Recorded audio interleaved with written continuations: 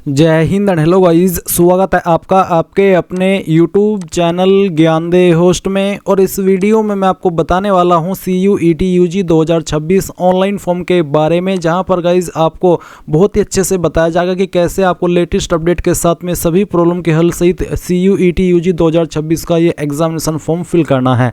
अगर आपके सामने कोई भी इशूज़ आ रहे हैं फॉर्म को भरने में, तो इस वीडियो के अंदर आपको अच्छे से सभी चीज़ें एक्सप्लेन की जाएगी ताकि आप ये फॉर्म बिना किसी मिस्टेक के भर पाए। तो चलिए शुरू करते हैं गाइस। अगर आपने अभी तक वीडियो को लाइक शेयर नहीं किया हो तो कर दे और चैनल को सब्सक्राइब करके बेल आइकन ऑन कर ले। फिर जो लिंक मैंने आपको इस वीडियो के डिस्क्रिप्शन में दिया है आप ओपन करेंगे, आपके सामने इस फॉर्म की जानकारी कंप्लीट वे में आएगी, जहां पर जानने को मिलेगा कि इसमें फर्स्ट थ्री सब्जेक्ट पर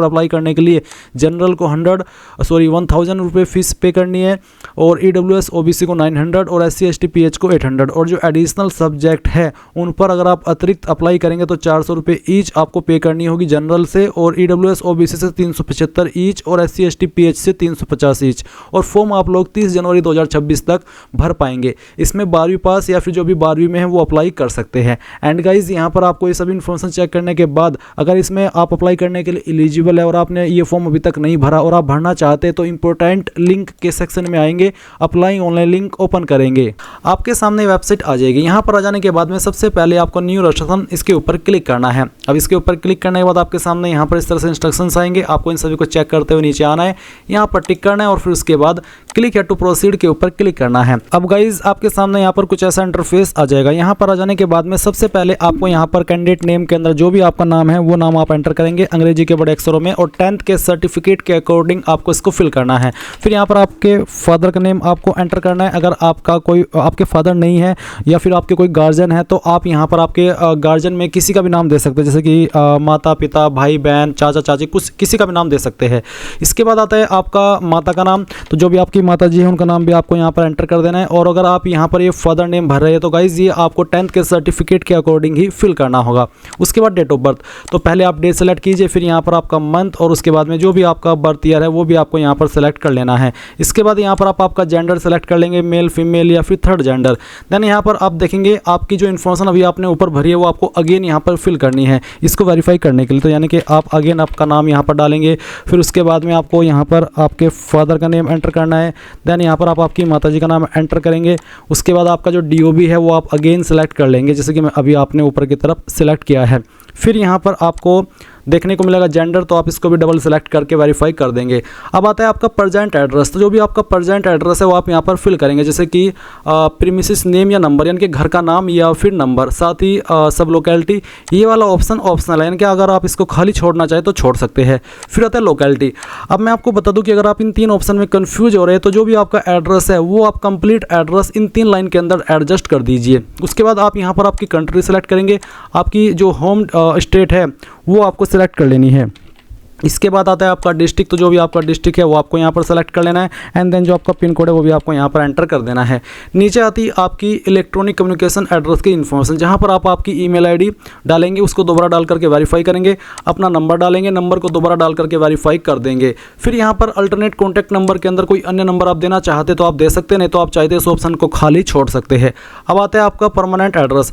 अभी जो आपने ऊपर प्रेजेंट एड्रेस भरा है अगर वो और परमानेंट एड्रेस वो एक ही है, अलग अलग नहीं है, तो आप इस बॉक्स को टिक कर देंगे। बट अगर वो एड्रेस अलग है, प्रेजेंट वाला और परमानेंट वाला अलग है, तो अनटिक करके अलग से परमानेंट एड्रेस फिल कर देंगे।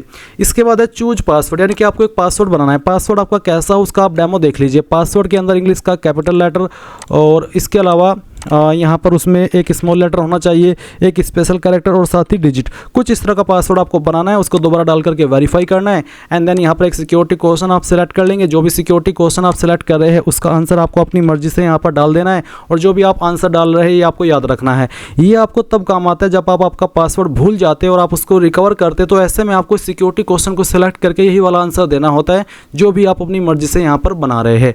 अब आप ये कैप्चा कोड डालेंगे, सभी जानकारी को चेक करते हुए सबमिट के ऊपर ऊपर क्लिक करेंगे। अब आपके सामने यहाँ पर इस तरह से रिव्यू पेज आएगा। रिव्यू पेज से मतलब है कि जो इन्फॉर्मेशन अभी आपने भरी है वो आपके सामने, आप इन इन्फॉर्मेशन को डबल चेक करेंगे। ऊपर की तरफ जब आप स्क्रॉल करेंगे तो जो इन्फॉर्मेशन अभी आपने भरी है वो सभी आप देख सकते हैं। आपको एक स्पेलिंग अच्छे से चेक करनी है और जब आपको लगे कि सभी इन्फॉर्मेशन सही है तो आप यहाँ पर जैसे कि my name, father guardian name, mother guardian name, DOB, gender, address and then mobile number और फिर ईमेल आईडी, इन सभी के ऊपर टिक कर देंगे। इनके ऊपर टिक करने का मतलब भी यही है कि हाँ आपने इन्फॉर्मेशन को डबल चेक कर लिया है और आपके अकॉर्डिंग ये सभी इन्फॉर्मेशन सही है, आप इनमें से कोई भी जानकारी बाद में एडिट करना नहीं चाहेंगे। अब आप आई एग्री इसके ऊपर क्लिक कीजिए और submit and send OTP to verify mobile number इसके ऊपर क्लिक करके यहाँ से यस कर दीजिए। यस करने के बाद में आपके सामने कुछ ऐसा इंटरफेस आएगा और बेसिकली आपको आपके नंबर के ऊपर एक OTP सेंड किया जाएगा। आपको जो OTP मिला है वो OTP आप यहाँ पर डालेंगे और इस OTP को डालने के बाद में आप यहाँ पर नीचे सबमिट राशन फॉर्म इसके ऊपर क्लिक कर देंगे।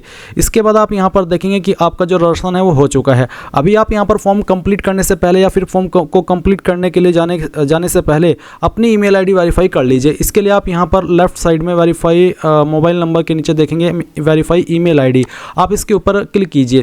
फिर जो कैप्चा कोड आपके सामने आ रहा है ये कैप्चा कोड आपको यहाँ पर एंटर करना है और इसको एंटर करने के बाद सबमिट एंड गेट OTP इसके ऊपर क्लिक करना है।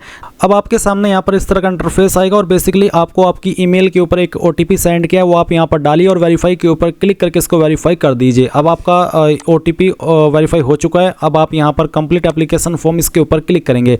कॉन्टैक्ट डिटेल कंप्लीट है, बाकी की पर्सनल डिटेल अभी आपको कंप्लीट करनी है तो आप इस सेक्शन के ऊपर क्लिक करेंगे। यहाँ पर कुछ जानकारी भरी हुई है और कुछ जानकारी आपको भरनी है, जैसे कि नेशनलिटी के अंदर आप इंडियन सेलेक्ट कर लेंगे अगर आप इंडियन है। अगर आप इंडियन के अलावा OCI है या फिर नॉन रेसिडेंट इंडियन है तो ये भी आप ऑप्शन सेलेक्ट कर सकते हैं। फिर आता है आपका स्टेट ऑफ डोमिसाइल, यानी कि कौन से स्टेट के आप निवासी है वो स्टेट आपको यहाँ पर सेलेक्ट कर लेनी है। इसके बाद आती है कैटेगरी, तो जो भी आपकी कास्ट कैटेगरी है वो आपको सेलेक्ट करनी है। अगर आप OBC है तो OBC, SC ST है तो SC ST, तो जो भी है वो आप सिलेक्ट कर लेना। उसके बाद उस कैटेगरी को दोबारा सिलेक्ट करके वेरीफाई कर देना और फिर आपसे पूछेगी कि आपके पास किसी अधिकृत सरकारी कार्यालय द्वारा जारी किया गया मान्य और सक्रिय श्रेणी प्रमाण पत्र है। अगर है तो यस और अगर नहीं है तो no, I have applied but awaiting the certificate. अगर है तो यस कर देना। यस करने पर आपको फिर यहाँ पर कैटेगरी सर्टिफिकेट ID नंबर देना होगा, साथ ही कैटेगरी सर्टिफिकेट इशू डेट, उसके अलावा श्रेणी प्रमाण पत्र जारी करने वाले प्राधिकारी का नाम।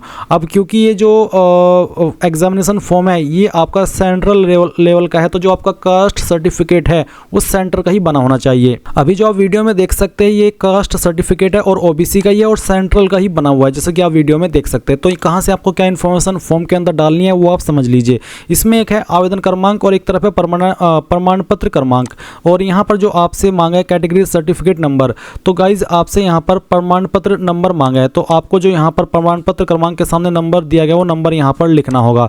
फिर गाइज यहाँ पर नीचे आता है श्रेणी प्रमाण पत्र जारी करने की तिथि, तो किस डेट में जारी हुआ है तो वो डेट आपको यहाँ पर देखने को मिल जाएगी राइट साइड में ऊपर की तरफ, जो कि आप यहाँ पर देख भी सकते हो। डेट आपको यहाँ पर मेंशन कर देनी है। उसके बाद आता है श्रेणी प्रमाण पत्र जारी करने वाले प्राधिकारी का नाम, यानी कि कौन सी पोस्ट के अधिकारी ने इसको जारी किया है। तो आपका ये जो कास्ट सर्टिफिकेट है ये आपको नीचे की तरफ देखना है और उसमें आप देखेंगे सक्षम अधिकारी और फिर स्लैश लिख करके लिखा है तहसीलदार। आपको आपका कास्ट सर्टिफिकेट चेक करना है और यहाँ पर जिसका भी नाम लिखा है वही आपको यहाँ पर इसमें बताना होगा। तो जैसे कि इसमें तहसीलदार लिखा है तो मैं यहाँ पर तहसीलदार ही टाइप कर देता हूँ। फिर आता है आपसे पूछा है बेसिकली क्या आपको मधुमेह रोग है, यानी कि आप डायबिटिक है। अगर है तो यस, नहीं तो आप नो कर देंगे। फिर पूछा है निवास की जगह, प्लेस ऑफ रेसिडेंस, अर्बन या रूरल। अर्बन मीन्स शहरी और रूरल मीन्स ग्रामीण, तो जो भी है वो आप यहाँ पर सिलेक्ट कर लेना। उसके बाद आपकी परिवार की एनुअल इनकम कितनी है उसकी एक रेंज आप यहाँ से सिलेक्ट कर लीजिएगा।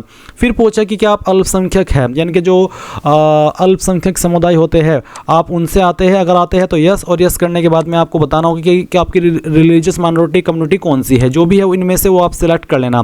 फिर रक्षा कार्मिक भूतपूर्व सैनिकों के प्रतिपालित अगर आप है तो यस कर देना, नहीं तो यहाँ पर भी आप नो करेंगे। क्या एनसीसी कोटे के लिए आप दावा करते हैं, अगर हाँ तो यस, नहीं तो यहाँ पर भी आपको नो कर देना है। और खेल कोटा के लिए दावा, अगर हाँ तो यस, नहीं तो यहाँ पर भी नो करना होगा। और फिर ये कैप्चा कोड डालना है और सेव एंड नेक्स्ट के ऊपर क्लिक कर देना है। अब आपके सामने यहाँ पर एक सवाल है कि क्या आप PWD या फिर PWBD उम्मीदवार है। अगर है तो यस, नहीं तो यहाँ पर भी आप नो करेंगे। और फिर यहाँ पर आपको ये जो कैप्चा कोड आपके डिस्प्ले के ऊपर आएगा वो कैप्चा कोड डालना है और इसको डालने के बाद में आप सबमिट एंड नेक्स्ट के ऊपर क्लिक करके यस कर देंगे। यस करने के बाद में यहाँ पर अगला सवाल आता है कि चूज आइडेंटिटी, तो आप इनमें से कोई एक आइडेंटिटी सिलेक्ट कर लेंगे। Aadhaar, DigiLocker, Indian passport number, non Indian passport number, PAN card number, driving licence ID, ration card. तो इनमें से जो भी ID आपको देनी है वो आप सिलेक्ट कर ले। मान लीजिए आप आधार देना चाहते हैं तो आप आधार सेलेक्ट करेंगे, फिर यहाँ पर आपको इसके ऊपर टिक करना है और इसके ऊपर टिक करने के बाद में आप नीचे की तरफ आएंगे और आधार का नंबर डालेंगे, आधार नंबर दोबारा डाल करके वेरीफाई कर देंगे, ये कैप्चा कोड डालेंगे और सबमिट कर देंगे। अब आपके सामने यहाँ पर अपार आईडी का एक सवाल है, आपसे पूछा कि क्या आपके पास अपार आईडी है। अब बहुत सारे कैंडिडेट ऐसे होंगे जिनको ये नहीं पता कि अपार आईडी क्या होता है, तो मैं आपको बता दूं कि आपको यूट्यूब के अंदर जाना है और सर्च करना है कि अपार आईडी क्या है या फिर अपार आईडी कैसे बनाएं। आपको वहाँ पर बहुत सारी अलग अलग वीडियोस मिल जाएगी जिसमें कि आपको बताया जाएगा कि कैसे आपको अपार आईडी बनानी होती है। वैसे कंपलसरी है नहीं, बट अगर आप चाहते हैं कि मैं अपार आईडी बना करके यस करके उसकी डिटेल्स भरूँ तो आप वो कर सकते हैं, और अगर आप बिना इसके भी भरना चाहिए इस फॉर्म को तो वो भी आप भर सकते हैं। आप यहाँ पर नो कर दीजिए। अगर आप यस करेंगे तो फिर आपको उसकी इन्फॉर्मेशन देनी होगी, बट अगर आप नो करेंगे तो फिर आप यहाँ पर सबमिट करके आगे बढ़ जाएंगे। इसके बाद आपके सामने कुछ ऐसा इंटरफेस आएगा। यहाँ पर आपसे पूछा है टेस्ट पेपर्स, तो आप किस पेपर्स पर अप्लाई करना चाहते हैं या फिर किस सब्जेक्ट पर अप्लाई करना चाहते हैं वो आप यहाँ पर आपकी चॉइस के अकॉर्डिंग सेलेक्ट कर लेंगे। अभी जो आप यहाँ पर देख पा रहे हैं आपकी लैंग्वेजेस है, तो आपको इनको सेलेक्ट कर लेना है आपकी चॉइस के अकॉर्डिंग। इसके बाद आप यहाँ पर नीचे की तरफ आएंगे और देखेंगे यहाँ पर डोमेन विषयों के लिए प्रश्न पत्र का माध्यम, यानी कि जो आपके डोमेन विषय है उसमें प्रश्न पत्र का क्या माध्यम और आप रखना चाहते हैं, किस लैंग्वेज में आप देना चाहते हैं वो आप सिलेक्ट कर लेंगे। जो भी लैंग्वेज सेलेक्ट कर लेंगे फिर इसी में आपको पेपर देना होगा।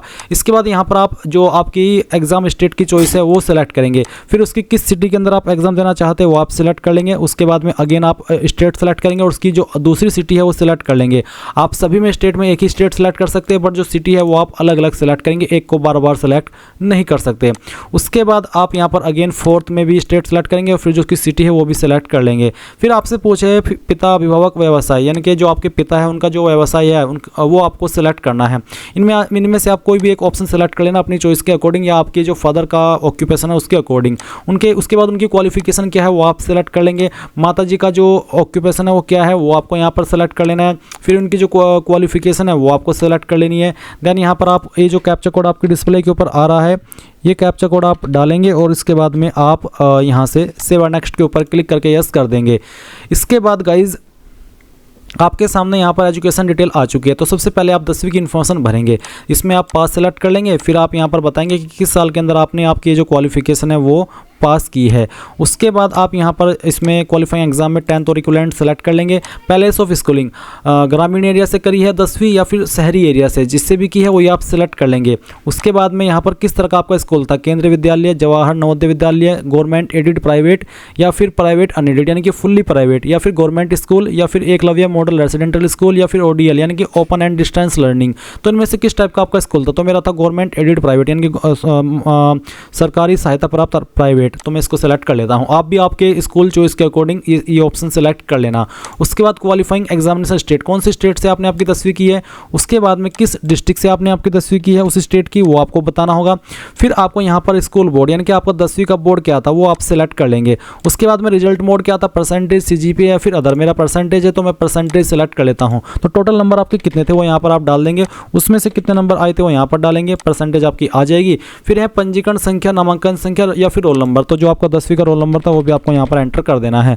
उसके बाद college school name and address, तो कौन से स्कूल कॉलेज से आपने जो आपकी 10वीं है वो की थी वो आपको यहाँ पर एंटर कर देना है। मैं आपको डेमो के लिए फिल करके दिखा रहा हूँ। आपको यहाँ पर स्कूल का नेम और एड्रेस दोनों चीज़ डालनी होगी। फिर स्कूल का जो पिन कोड है वो भी आपको यहाँ पर डाल देना है। अब बहुत सारे कैंडिडेट इस सवाल में कन्फ्यूज हो जाते हैं कि स्कूल कॉलेज का पिन कोड क्या होता है। तो मैं आपको बता दूँ कि जिस जगह पर आपका स्कूल स्थित है, कॉलेज स्थित है, उस जगह का जो पिन कोड होता है वही आपका स्कूल कॉलेज का पिन कोड होता है। जैसे कि मैं सहारनपुर से हूँ और मेरा स्कूल भी सहारनपुर के अंदर था, तो जो सहारनपुर का पिन कोड है वो 247001 है, तो ऑटोमेटिकली मेरे स्कूल कॉलेज का पिन कोड भी 247001 हुआ। तो एरिया का जो पिन कोड होता है वही आपका स्कूल कॉलेज का पिन कोड होता है जहां पर आपका स्कूल कॉलेज स्थित है। अब आपको 12वीं की इन्फॉर्मेशन देनी है। अगर 12वीं पास कर चुके तो पास सेलेक्ट कर लेंगे, अगर आप अपेयर है तो आप अपेयरिंग सेलेक्ट करके भरेंगे। अगर आप अपेयरिंग है तो फिर आपको यहाँ पर रिजल्ट मोड और पंजीकरण संख्या इसकी जानकारी देने की आवश्यकता नहीं पड़ेगी, और अगर आप पास है तो फिर आपको इन सभी की जानकारी देनी पड़ेगी। जैसे कि अभी आपने 10वीं की भरी है, इसमें आपको ये भी बताना होगा कि किस साल के अंदर आपने पास किया है। फिर यहाँ पर इसमें क्वालिफाइंग एग्जाम 12th या फिर हायर सेकेंडरी 3 ईयर कोर्स, यानी कि अगर आपने 10वीं के बाद में डिप्लोमा किया है तो आप इसको सेलेक्ट करेंगे। अगर आपने 12वीं की है तो आप इसको सेलेक्ट कर लेंगे। उसके बाद में प्लेस ऑफ स्कूलिंग आप सेलेक्ट करेंगे, कॉलेज किस टाइप का था, स्कूल किस टाइप का था वो आपको सेलेक्ट कर लेना है। उसके बाद किस स्टेट से आपने आपकी 12वीं की है, कौन से जिले से की है उस स्टेट की वो आपको सेलेक्ट करना होगा। आपका जो बोर्ड है 10वीं का या 12वीं का वो आपको यहाँ पर सेलेक्ट कर लेना है। जैसे कि अभी आपने आपकी 10वीं की जानकारी भरते समय इस डिटेल को सिलेक्ट किया है। ऐसे ही आप यहाँ पर 12वीं की इन्फॉर्मेशन भरते समय भी इसको सिलेक्ट करेंगे। देन आप यहाँ पर आपका रिजल्ट मोड सिलेक्ट कर लेंगे, परसेंटेज या CGPA। अगर परसेंटेज तो टोटल नंबर आपको यहाँ पर डाल देने हैं, कितने नंबर आपको इसमें से आए थे वो डाल देना है। फिर आपको यहाँ पर 12वीं का रोल नंबर डाल देना है, जो भी आपका रोल नंबर था। और फिर यहाँ पर आपको स्कूल कॉलेज का नाम एंड जो एड्रेस है वो भी एंटर करना होगा। मैं पूरा इस तरह से आपको यहाँ पर डाल के दिखा दे रहा हूँ। एंड देन आपका जो पिन कोड है वो भी आपको यहाँ पर भर देना है। फिर ये कैप्चा कोड डालेंगे और उसके बाद में आपको यहाँ पर इसमें सेव एंड नेक्स्ट के ऊपर क्लिक करना है। तो चलिए इसके ऊपर क्लिक करता हूँ और यहाँ से यस कर देता हूँ। इसके बाद आपके सामने आता है अतिरिक्त जानकारियाँ, जिसमें कि पूछा कि क्या आप जुड़वा है और दोनों CUET UG 2026 के लिए आवेदन कर रहे हैं। अगर हाँ तो यस, नहीं तो आप नो कर देंगे। फिर अगेन ये जो कैप्चा कोड है आपके सामने, इसको आप यहाँ पर डालेंगे और ये डालने के बाद में आपको सेव और नेक्स्ट के ऊपर क्लिक करके यहाँ से यस कर देना है। अब आता है इमरजेंसी कॉन्टैक्ट डिटेल। तो इसमें आपको यहाँ पर कंट्री कोड में पहले इंडिया सेलेक्ट कर लेना है, फिर यहाँ पर मोबाइल नंबर डालना है, ईमेल एड्रेस डालना है, एक कैप्चा कोड डालना है और गेट OTP इसके ऊपर क्लिक करना है। इसके बाद आपके सामने कुछ ऐसा इंटरफेस आएगा जहाँ पर बेसिकली आपको OTP वेरीफाई करने के विकल्प दिए गए हैं। आपके नंबर और ईमेल दोनों पर OTP सेंड किया है। आप यहाँ पर पहले मोबाइल वाला और फिर ईमेल वाला OTP डाल दीजिए और वेरीफाई एंड नेक्स्ट के ऊपर क्लिक कर दीजिए। अब आता है आपका लाइव फोटो कैप्चर। गाइज इसमें आपको कुछ चीज़ें समझनी होगी। इसमें आपको पहले इंस्ट्रक्शंस दिए गए हैं।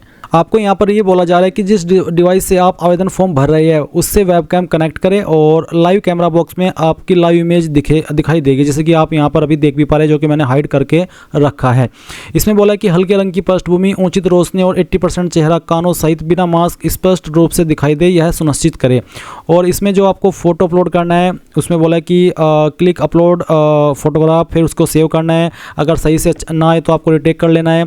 उसके बाद आपका फोटो यहाँ पर इस तरह से आ जाएगा। तो चलिए मैं आपको दिखाता हूँ कि कैसे आपको कैप्चर करना है। गाइज जैसे ही आपका फोटो कैप्चर हो जाएगा तो इस तरह से वो आपके सामने आएगा। अगर आपको इसको एडिट करना है तो आप कर ले, नहीं तो आप सेव और नेक्स्ट के ऊपर क्लिक कर देंगे। इसके बाद आपको यहाँ पर पासपोर्ट आकार की फोटो, अभी तो आपने लाइव फोटो अपलोड किया, अब आप यहाँ पर जो आपके मोबाइल के अंदर या कंप्यूटर के अंदर फोटो अवेलेबल है वो अपलोड करेंगे, जिसका साइज 10 से 200 KB के बीच में हो एंड फॉर्मेट JPEG या फिर JPG। तो आप चूज फाइल के ऊपर क्लिक करेंगे और जहाँ पर भी आपकी फोटो फाइल है वो आपको यहाँ पर सिलेक्ट कर लेनी है। जैसे कि मैं इस फाइल को सिलेक्ट करता हूँ, ओपन करता हूँ, इस अपलोड ओरिजिनल के ऊपर क्लिक करके अपलोड के ऊपर क्लिक करता हूँ।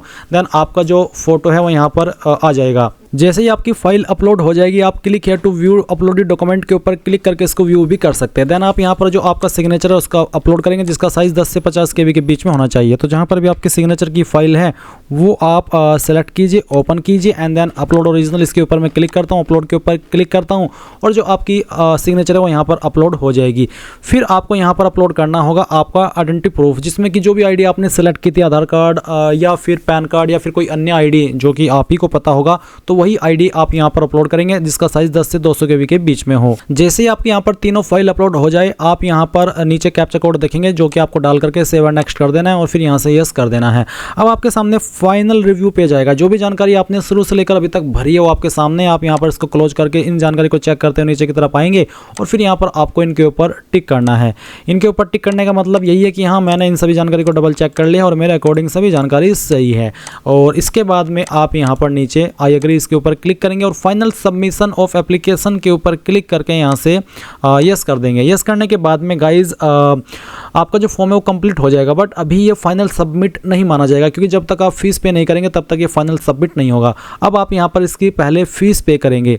ये वेबसाइट बहुत ही इशू कर रही है, मे बी आपके सामने भी कुछ इस तरह से प्रॉब्लम आई, तो ऐसे में आपको संयम बनाए रखना है और वेबसाइट ये सर्वर डाउन की वजह से इस तरह से करने लग जाती है, तो थोड़ा सा वेट आपको कर लेना है। गाइज अभी यहाँ पर इसमें टेक्निकल एरर आ रहा है जिसके चलते मैं फी पेमेंट नहीं कर पा रहा हूँ। अगर आपके सामने भी कोई ऐसा इशू आ रहा है तो आप कमेंट के माध्यम से बताइएगा और जब आप कोई प्रॉब्लम फेस नहीं करेंगे साइट पर। चलिए वेबसाइट ओपन हो चुकी है, इशू खत्म हो गया। अब मैं यहाँ पर पे एग्जामिनेशन फीस के ऊपर क्लिक करता हूँ, यहाँ पर टिक करता हूँ और प्रोसीड फॉर पेमेंट के ऊपर क्लिक करके यहाँ से ओके कर देता हूँ। अब आपके सामने इस तरह से इंटरफेस आएगा। आपको इनमें से सेलेक्ट करना कि आप किस माध्यम से फीस जमा करना चाहते हैं। आपको बेसिकली बिल डेस्क सेलेक्ट करनी है। मैं चलिए इस वाली SBI वाले को सेलेक्ट करता हूँ, प्रोसीड फॉर पेमेंट के ऊपर क्लिक करता हूँ और मेरे सामने पेमेंट के सभी माध्यम आ चुके हैं। तो जिस भी माध्यम से आपको फीस जमा करनी है वही आप सेलेक्ट कर लीजिए। अगर आपको UPI से करनी है तो आप UPI सेलेक्ट करेंगे। इनमें से यहाँ पर कोई भी एक माध्यम सेलेक्ट करेंगे, UPI ID या फिर QR कोड, और फिर कंफर्म कर देंगे। देन आप यहाँ पर जैसे फीस पे कर देंगे तो अपने फॉर्म का फाइनल प्रिंट आउट ले पाएंगे और इस तरह से आप CUET UG 2026 ऑनलाइन फॉर्म भर पाएंगे। ये थी कंप्लीट जानकारी। Thanks for watching. जय हिंद।